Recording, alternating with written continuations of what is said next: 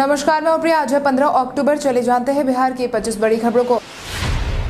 Bihar state health society ने आशा trainer पद के लिए निकाली रिक्तियां। बिहार स्टेट हेल्थ सोसाइटी ने हाल ही में आशा ट्रेनर पद के लिए आवेदन की मांग की है। इच्छुक और योग्य उम्मीदवार आशा ट्रेनर के 500 पदों के लिए बिहार स्टेट हेल्थ सोसाइटी की आधिकारिक वेबसाइट statehealthsocietyBihar.org पर जाकर आवेदन भर सकते हैं। आवेदन की प्रक्रिया 25 सितंबर से शुरू करवाई जा चुकी है। इन पदों के लिए शैक्षणिक योग्यता की बात करें तो इच्छुक उम्मीदवार बिहार स्टेट हेल्थ सोसाइटी की आधिकारिक वेबसाइट पर जाकर देख सकते हैं। ध्यान रहे, आवेदन सिर्फ 31 अक्टूबर तक ही कर सकते हैं। अरवल के पर्यटन क्षेत्र मधुश्रुवा आश्रम में आपको देखने को मिलेगा बहुत कुछ खास। ऐतिहासिक धार्मिक स्थल मधुश्रुवा आश्रम अरवल एवं देश का एक प्रसिद्ध आस्था का केंद्र है और चैवन ऋषि का जन्म स्थल है। जनवृत्ति और पुराणों में इसका महत्व दर्शाया गया है। ऐसा माना जाता है कि स्थल पर अवस्थित बाबा मधेश्वर नाथ की पूजा भगवान राम द्वारा गायपिंड दान करने के क्रम में की गई थी। यहाँ से पूरे बिहार में 2 स्थानों पर लगने वाले मलमास मेला, जो कि प्रत्येक 3 साल पर लगता है, राजगीर के बाद यही लगता है, जिसमें बिहार के कोने कोने से लोग आकर भगवान मधेश्वर नाथ का जलाभिषेक कर पूजा अर्चना कर अपनी मंगल कामना की इच्छा करते हैं। पहली बार सीबीएसई के 10वीं और 12वीं के परीक्षा में पूछे जाएंगे केस स्टडी के सवाल। सीबीएसई के 10वीं और 12वीं के छात्रों के लिए अहम सूचना। सीबीएसई की तरफ से साझा की गई जानकारी के अनुसार पहली बार 10वीं और 12वीं के सभी विषयों में केस स्टडी से जुड़े प्रश्न पूछे जाएंगे। 12वीं के सभी मुख्य विषयों में 2 केस स्टडी पर प्रश्न रहेंगे। वहीं एक केस स्टडी में 5 वास्तुनिष्ठ प्रश्न रहेंगे। 5 में से किन्हीं 4 में जवाब देना अनिवार्य होगा। इन्हीं के साथ 12वीं में 2 केस स्टडी पर 10 अंकों के प्रश्न होंगे। इसमें 8 अंक के होंगे और जवाब इसका देना होगा। 10वीं में केवल गणित में केस स्टडी से जुड़े प्रश्न पूछे जाएंगे। कुल मिलाकर 20 प्रश्न होंगे, जिसमें 16 प्रश्नों का जवाब देना होगा। 12वीं में भौतिक रसायन शास्त्र, जीवन विज्ञान और गणित में 2-2 केस स्टडी के प्रश्न रहेंगे। भाजपा के राष्ट्रीय अध्यक्ष आज पहुंचेंगे बिहार दौरे पर। भाजपा के राष्ट्रीय अध्यक्ष आज 1 दिवसीय दौरे पर बिहार पहुंचने वाले हैं। इसके साथ ही आज बिहार पहुंचते ही वो रोहतास और औरंगाबाद में चुनावी सभा को संबोधित करने वाले हैं। पार्टी सूत्रों की माने तो भाजपा अध्यक्ष जेपी नड्डा पहले चरण में 5 दिन चुनावी सभा को संबोधित करेंगे। पार्टी के राष्ट्रीय विधान पार्षद संजय मयूख ने कहा है कि भाजपा अध्यक्ष 15 अक्टूबर को बिहार के 1 दिवसीय प्रवास में कई कार्यक्रम में भाग लेंगे। उम्मीद जताई गई है कि आज दोपहर जेपी नड्डा काराकाट के राजकीय इंटर कॉलेज मैदान विक्रमगंज में होने वाले जनसभा को संबोधित करेंगे। बिहार में कोरोना के फिर मिले 1000 से ज्यादा मामले। बिहार में कोरोना प्रभावितों की संख्या लगातार बढ़ती जा रही है। स्वास्थ्य विभाग की माने तो बीते दिन के पिछले 24 घंटे में कुल मिलाकर 1326 नए मरीजों की पुष्टि की गई है, जिसके बाद प्रभावितों की संख्या बढ़कर 1,99,549 पर पहुंच गई है। अगर हम प्रभावित जिलों की संख्या की बात करें तो अररिया में 81, अरवल में 11, औरंगाबाद में 10, बांका में 27, बेगूसराय में 22, भागलपुर में 32, भोजपुर में 22, बक्सर में 10, दरभंगा में 9, पूर्वी चंपारण में 46, गया में 26, गोपालगंज में 25, जमुई में 39, जहानाबाद में 22, कटिहार में 81, खगड़िया में 3, किशनगंज में 25, लखीसराय में 19, मधेपुरा में 52, मधुबनी में 18, मुंगेर में 41, मुजफ्फरपुर में 31, नालंदा में 42, नवादा में 19, पटना में 301, पूर्णिया में 46, रोहतास में 13, सहरसा में 15, समस्तीपुर में 24, सारण में 18, शेखपुरा में 22, शिवहर में 16, सीतामढ़ी में 11, सिवान में 22, सुपौल में 53, वैशाली में 37, पश्चिम चंपारण में 30। वहीं ठीक होने वालों की संख्या में भी बढ़ोतरी देखी गई है, जिसके तहत कुल मिलाकर 1,87,998 मरीज ठीक हो चुके हैं। वहीं 967 लोगों की जान जा चुकी है। तेजस्वी यादव ने नामांकन भरने के साथ ही मुख्यमंत्री नीतीश कुमार को दी चुनौती। बिहार विधानसभा चुनाव की तारीख बस अब कुछ ही दिन दूर है। वहीं चुनाव को लेकर तैयारियां भी शुरू है, साथ ही नामांकन भरने की प्रक्रिया भी जारी है। इसी क्रम में नेता प्रतिपक्ष तेजस्वी यादव ने भी बीते दिन अपना नामांकन भर दिया है। मिली जानकारी के अनुसार राजद सुप्रीमो लालू प्रसाद यादव के छोटे बेटे और मुख्यमंत्री पद के उम्मीदवार तेजस्वी यादव ने अपना नामांकन राघोपुर विधानसभा क्षेत्र के लिए हाजीपुर में भर दिया है। इस दौरान उनके साथ पार्टी के प्रदेश अध्यक्ष जगदानंद सिंह सहित महासचिव भोला यादव सहित अन्य पार्टी के नेता भी मौजूद थे। तेजस्वी यादव ने मुख्यमंत्री नीतीश कुमार को चुनौती भी दी, जिसमें उन्होंने उनसे उनके गृह जिले नालंदा में मैदान में उतरने को कहा है और यह भी कहा कि वो जहां से भी उतरेंगे वो उन्हें वहां से हरा कर दिखाएंगे। आज बिहारी पहचान में हम बात करेंगे रामकरण शर्मा की। रामकरण शर्मा एक संस्कृत कवि और विद्वान थे। उनका जन्म 1927 में बिहार के सारण जिले के शिवपुर में हुआ था। 18 दिसंबर 2018 को नई दिल्ली में उन्होंने दुनिया को अलविदा कह दिया था। उन्हें पटना विश्वविद्यालय में संस्कृत और हिंदी के साथ साथ साहित्याचार्य, व्याकरण शास्त्री और वेदांत शास्त्री की उपाधि से सम्मानित भी किया गया है। उन्होंने BMNU के मार्गदर्शन में कैलिफोर्निया विश्वविद्यालय बर्कले से भाषा विज्ञान में PhD की उपाधि प्राप्त की है। शर्मा ने अपनी कई रचनाएं संस्कृत संस्कृत और अंग्रेजी दोनों में लिखी है। उनके साहित्यिक रचनाओं में काव्य संग्रह संध्या, पथ्य सतकम और वीणा और उपन्यास रायसाह और सीमा शामिल है। महाभारत में कविता के तत्वों को संस्कृत साहित्य के आलोचकों के रूप में उनका सबसे महत्वपूर्ण काम माना जाता है। उनके साहित्यिक कार्यों के अलावा उन्होंने भारतीय चिकित्सा, महाकाव्य और पुराणों पर पुस्तकों का अनुवाद और संपादन भी किया था।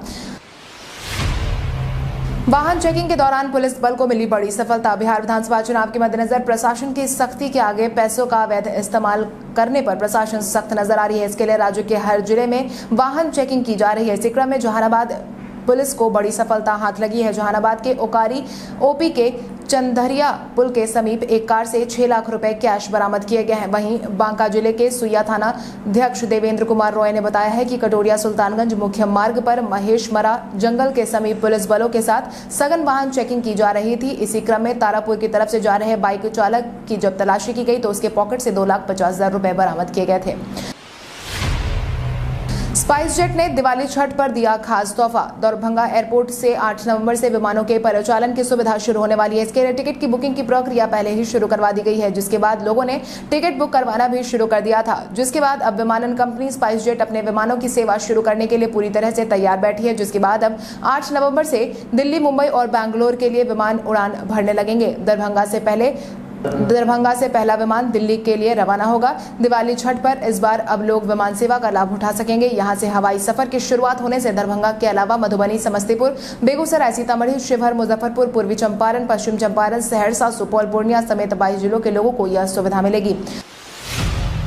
नीतीश कुमार ने लोगों से प्रचार के फेरा में नहीं पड़ने की दी नसीहत। मुख्यमंत्री नीतीश कुमार ने बीते दिन एक्चुअल सभा का संबोधन करने के दौरान बिहार की जनता से प्रचार के फेरा में नहीं पड़ने की बात कही है। सभा का संबोधन करने के दौरान उन्होंने कहा कि हमको जब से काम करने का मौका मिला है तभी से हम बिहार के विकास में जुटे हैं। नीतीश कुमार ने इसके साथ ही अपने किए गए कामों को भी गिनवाया और आगे जो काम करने वाले हैं उसके बारे में भी उन्होंने जानकारी दी। नीतीश कुमार ने लोगों से अपील किया है कि आप लोग काम को देखिए, प्रचार के चक्कर में जाइए। अगर आप प्रचार के चक्कर में गए तो उनकी आमदनी तो बढ़ जाएगी, लेकिन आपकी आमदनी कम हो जाएगी। मालिक आप हैं और हम सेवक हैं। अगर आप मौका देंगे तो फिर से हम सेवा करेंगे।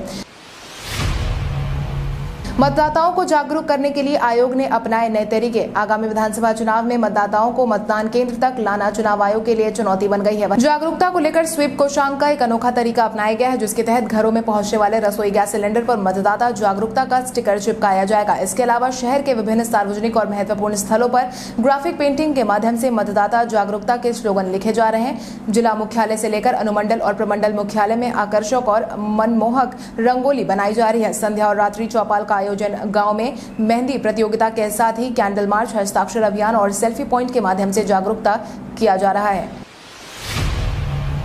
मुख्य सड़क के साथ कनेक्टिंग रोड पर भी दौड़ेंगी स्वीपिंग मशीन। पटना की हवाओं में प्रदूषण और धूल की मात्रा कम करने के लिए बिहार पोल्यूशन कंट्रोल बोर्ड और पटना नगर निगम मिलकर सड़कों पर स्वीपिंग मशीन से सफाई करेंगे। हालांकि पटना नगर निगम की तरफ से अभी भी शहर में स्वीपिंग मशीन चलाए जा रहे हैं, लेकिन अब न सिर्फ संख्या बढ़ाई जा रही है बल्कि इसमें खर्च की राशि भी नगर निगम को नहीं देनी होगी। पोल्यूशन कंट्रोल बोर्ड अब इनके खर्च उठाएगा। आपको बता दें, पटना नगर निगम के पास वर्तमान समय में 10 स्वीपिंग मशीन है, जिनमें से रजिस्ट्रेशन इश्यू को लेकर 4 मशीन नहीं चल रही है। बिहार में कांग्रेस का चुनाव प्रचार का कार्यक्रम हुआ तय। आगामी बिहार विधानसभा चुनाव को लेकर कांग्रेस के पूर्व अध्यक्ष राहुल गांधी और यूपी के प्रभारी प्रियंका गांधी के चुनाव प्रचार का कार्यक्रम पूरी तरह से तय है। जानकारों की माने तो राहुल गांधी 6 चुनावी कार्यक्रम का हिस्सा बनने वाले हैं। वहीं प्रियंका भी 3 जनसभाओं को संबोधित करने वाली है। मिली जानकारी के अनुसार कांग्रेस नेता राहुल गांधी आगामी विधानसभा चुनाव को लेकर 21, 24, 27, 29, 1 और 5 नवंबर को आयोजित होने वाले जनसभाओं का हिस्सा बनेंगे। इसके साथ ही पार्टी ने अपने खास रणनीतिकार रणदीप सुरजवाला और मोहन प्रकाश को कमान सौंपी है, जिनके आज यहां पहुंचने की संभावनाएं हैं। पटना समेत कई जगहों के लिए ट्रेन चलाने का हुआ फैसला। यात्रीगण कृपया ध्यान दें, पटना समेत कई जगहों के लिए ट्रेन चलाने का बड़ा फैसला लिया गया है। कोरोना माहौल के बीच शुरू होने वाले त्योहारों को देखते हुए पूर्व मध्य रेलवे के स्टेशनों से 26 जोड़ी ट्रेन गुजरेंगी। इनमें से 13 जोड़ी ट्रेन पूर्व मध्य रेलवे रेल के स्टेशन से ही खुलेंगी और जाएंगी। रेलवे बोर्ड ने देश भर में पूजा के दौरान यात्रियों को सहूलियत देने के लिए कुल मिलाकर 196 जोड़ी ट्रेन का परिचालन करने की घोषणा कर दी है। फेस्टिवल स्पेशल ट्रेन 20 अक्टूबर से 30 नवंबर के बीच चलाई जाएंगी। सभी ट्रेनें सुपरफास्ट की तरह चलेंगी। पहले चरण के मतदान के लिए बैलेट पेपर जांच की प्रक्रिया हुई खत्म। बिहार विधानसभा चुनाव को लेकर पहले चरण के मतदान के लिए बैलेट पेपर की जांच प्रक्रिया पूरी हो गई है। सामान्य मतदाताओं के लिए बैलेट पेपर कोलकाता और देखने में असमर्थ मतदाताओं के लिए बैलेट पेपर हैदराबाद में छापे जाएंगे। पहले चरण से संबंधित चुनाव वाले विधानसभा क्षेत्रों के मतपत्रों के प्रारूप की जाँच राज्य स्तर पर राजभाषा और मुख्य निर्वाचन पदाधिकारी कार्यालय के वरीय पदाधिकारी की टीम ने कर ली है। इसके अलावा अपर मुख्य निर्वाचन पदाधिकारी संजय कुमार सिंह ने बताया है कि पहले चरण के लिए बिहार में 241 ऑब्जर्वर तैनात किए गए हैं। टाइम्स नाउ और सी वोटर्स के सर्वे में मुख्यमंत्री अभी भी है पहली पसंद। आगामी बिहार विधानसभा चुनाव की तैयारी शुरू हो चुकी है। वहीं चुनाव की तैयारियों के बीच टाइम्स नाउ और सी वोटर्स ने हाल ही में एक सर्वे का आयोजन करवाया था। सर्वे में बिहार के मुख्यमंत्री नीतीश कुमार अभी भी लोगों की पहली पसंद बनकर सामने आए हैं। सी वोटर्स के सर्वे में ये नतीजे सामने आए हैं। इस सर्वे के अनुसार बिहार में एक बार फिर से नीतीश कुमार की अगुवाई में एनडीए सरकार के गठन होने की संभावना बनती देखी जा रही है। दरअसल टाइम्स नाउ और सी वोटर्स ने बिहार के लोगों से सवाल पूछा था कि मुख्यमंत्री पद के लिए उनकी पहली पसंद कौन से नेता हैं। इस सवाल के जवाब में 32% लोगों ने कहा है कि नीतीश कुमार को मुख्यमंत्री की कुर्सी पर वो देखना चाहते हैं। सीबीएसई ने 10वीं और 12वीं के परीक्षा फॉर्म भरने की तारीख बढ़ाई आगे। केंद्रीय माध्यमिक शिक्षा बोर्ड ने साल 2021 की परीक्षा को लेकर कक्षा 10वीं और 12वीं के लिए एग्जामिनेशन फॉर्म भरने की तारीख आगे बढ़ा दी है। अब बिना लेट फाइन के 31 अक्टूबर तक परीक्षा फॉर्म भरे जा सकते हैं। पहले यह तारीख 15 अक्टूबर ही तय कर दी गई थी। कोरोना के कारण स्कूल और अभिभावकों को आ रही दिक्कतों को ध्यान में रखते हुए सीबीएसई ने परीक्षा फॉर्म जमा कराने की तारीख को आगे बढ़ाने का फैसला लिया है। स्कूल अब 31 अक्टूबर तक बोर्ड के पास 10वीं और 12वीं की लिस्ट ऑफ कैंडिडेट्स को जमा करा सकते हैं। हालांकि सीबीएसई ने यह भी साफ कर दिया है कि अब तारीख आगे नहीं बढ़ाई जाएगी। पटना एम्स ने कोरोना वैक्सीन के दूसरे चरण का ट्रायल हुआ पूरा। पटना के अखिल भारतीय आयुर्विज्ञान संस्थान में भारतीय आयुर्विज्ञान अनुसंधान परिषद और हैदराबाद स्थित भारत बायोटेक द्वारा निर्मित पहली देसी कोरोना वैक्सीन के दूसरे चरण का मानव परीक्षण बीते दिन पूरा हो गया है, जिसके बाद आईसीएमआर की अनुमति के बाद तीसरे चरण का परीक्षण शुरू किया जाएगा। वहीं वैक्सीन के 2 चरणों के परीक्षण के सफलतापूर्वक खत्म होने के बाद डॉक्टर सीएम सिंह ने बताया है कि परीक्षण के पहले चरण में 44 वॉलंटियर्स को यह वैक्सीन दिया गया था। इसके 4 सैंपल शोध के लिए आईसीएमआर भेजे जा चुके हैं। 5वां सैंपल 22 अक्टूबर को भेजा जाएगा। इसके बाद शोधकर्ता अब यह आकलन करेंगे कि यह वैक्सीन देने के बाद कोरोना के खिलाफ शरीर में कितनी एंटीबॉडी बनी है। रामविलास पासवान के जाने के बाद लोजपा अध्यक्ष चिराग पासवान ने नीतीश कुमार पर फिर साधा निशाना। बिहार विधानसभा चुनाव के बीच पिता रामविलास पासवान के गुजर जाने के बाद बुधवार को लोजपा के राष्ट्रीय अध्यक्ष चिराग पासवान ने पहले चरण के तहत होने वाले चुनाव में खड़े अपने प्रत्याशियों से वीडियो कॉन्फ्रेंसिंग के माध्यम से बात की, जिसके तहत उन्होंने कहा कि प्रधानमंत्री मोदी मेरे अभिभावक है, वो हमारे दिल में रहते हैं। उनकी तस्वीर को लेकर कई लोग परेशान हो रहे हैं। उनकी तस्वीर की वास्तविक जरूरत मुख्यमंत्री नीतीश कुमार को है। इससे पहले लोजपा ने दूसरे चरण के चुनाव के लिए भी अपने प्रत्याशियों को सिंबल देना शुरू कर दिया है। मिली जानकारी के अनुसार लोजपा दूसरे चरण में करीब 50 प्रत्याशियों को पार्टी मैदान में उतार रही है। भाजपा ने 35 उम्मीदवारों की तीसरी और आखिरी सूची की जारी। बिहार विधानसभा चुनाव के लिए भाजपा ने 35 प्रत्याशियों की तीसरी और अंतिम सूची जारी कर दी है। राज्य की 243 विधानसभा सीटों में से गठबंधन के तहत भाजपा को 121 सीटें मिली थी। भाजपा ने अपने कोटे से 11 सीटें मुकेश सहनी की विकासशील इंसान पार्टी को दे दी। बिहार की कुल 112 सीटों पर भाजपा मैदान में है। इसमें भागीरथी देवी, रश्मि वर्मा, गायत्री देवी, स्वीटी सिंह, निशा सिंह, कविता पासवान, राम सिंह, विनय बिहारी, प्रमोद सिन्हा, प्रमोद कुमार, लाल बाबू प्रसाद गुप्ता समेत अन्य को भाजपा ने टिकट सौंप दिया है। शरद यादव की बेटी ने थामा कांग्रेस का हाथ। जदयू के राष्ट्रीय अध्यक्ष रह चुके शरद यादव ने अपनी बेटी को बिहार के सियासी मैदान में उतार दिया है, जिसके परिणाम स्वरूप शरद यादव की बेटी सुभाषिनी राज ने बीते दिन कांग्रेस का दामन थाम लिया है। कांग्रेस का दामन थामते ही सुभाषिनी को बिहार विधानसभा चुनाव में मधेपुरा के बिहारीगंज से उम्मीदवार बनाया जा सकता है। बीते दिन उन्होंने दिल्ली में कांग्रेस की सदस्यता ग्रहण की थी। इसके साथ ही बीते दिन ही दिल्ली में कांग्रेस की केंद्रीय चुनाव समिति की बैठक का आयोजन भी करवाया गया था। 102 मीटर लंबा छक्का लगाते ही धोनी ने अपने नाम दर्ज किया अनोखा रिकॉर्ड। आईपीएल के 13वें संस्करण में अभी तक चेन्नई सुपर किंग्स के कप्तान महेंद्र सिंह धोनी के बल्ले में काफी समय तक कोई खास रन नहीं निकल रहे थे। हालांकि अब वो धीरे धीरे करके फॉर्म में नजर आ रहे हैं। सनराइजर हैदराबाद के खिलाफ खेले गए मैच में महेंद्र सिंह धोनी ने 13 गेंदों में 21 रनों की शानदार पारी खेली। इस दौरान उन्होंने 2 चौके और 1 छक्का लगाया। धोनी ने 102 मीटर लंबा छक्का लगाया था, जो सोशल मीडिया पर तेजी से ट्रेंड कर रहा है। इस पारी के साथ ही महेंद्र सिंह धोनी ने अपने नाम एक अनोखा रिकॉर्ड दर्ज कर लिया है। इस छक्के के साथ ही सबसे लंबा छक्का लगाने के मामले में धोनी इस साल चौथे नंबर पर पहुंच गए हैं। वहीं इस सीजन में पहला स्थान निकोलस पूरन ने अपने नाम दर्ज किया है। उन्होंने 106 मीटर लंबा छक्का लगाया था। तानाजी, केदारनाथ समेत कई फिल्मों का होगा दोबारा प्रसारण। कोरोना के कारण बंद हुए सिनेमाघरों को दोबारा से खोलने का निर्णय लिया गया है, जिसके बाद अब देश भर के सिनेमाघरों को 15 अक्टूबर से खोलने का निर्णय लिया गया है। हालांकि नए प्रोटोकॉल के अनुसार खोले जा रहे सिनेमाघरों में 50% सीटों के लिए ही टिकट बिक्री की अनुमति दी गई है। ऐसे में बॉलीवुड की कई फिल्मों को दोबारा रिलीज किया जा रहा है। यह जानकारी ट्रेड एनालिस्ट तरन आदर्श ने सोशल मीडिया के जरिए साझा की है। तरन आदर्श ने अपने आधिकारिक ट्विटर अकाउंट पर एक पोस्ट शेयर किया है, जिसमें उन्होंने लिखा है कि थिएटर के खुलने के बाद इस हफ्ते तानाजी, शुभमंगल, ज्यादा सावधान, केदारनाथ और थप्पड़ जैसी कई फिल्मों को दोबारा रिलीज किया जा रहा है। एप्पल आईफोन 12 सीरीज भारत में हुई लॉन्च। एप्पल की मोस्ट अवेटेड आईफोन 12 सीरीज को भारत में लॉन्च कर दिया गया है। मिली जानकारी के अनुसार एप्पल के इस नए सीरीज ने कंपनी ने 4 आईफोन को लॉन्च करने का फैसला किया है, जिसके तहत कंपनी 2 स्मार्टफोन आईफोन 12 सीरीज में लॉन्च होंगी और वही आईफोन 12 प्रो में 2 स्मार्टफोन लॉन्च किए जाएंगे। मिली जानकारी के अनुसार आईफोन 12 मिनी की स्क्रीन 5.1 इंच के साथ लॉन्च की गई है, जिसकी कीमत फिलहाल 51,000 बताई गई है। इसके अलावा 6.1 इंच की वेरिएंट की कीमत 58,300 रुपए बताई गई। आपको बता दें, दोनों ही वेरिएंट में डुअल कैमरा सेटअप मिल सकता है।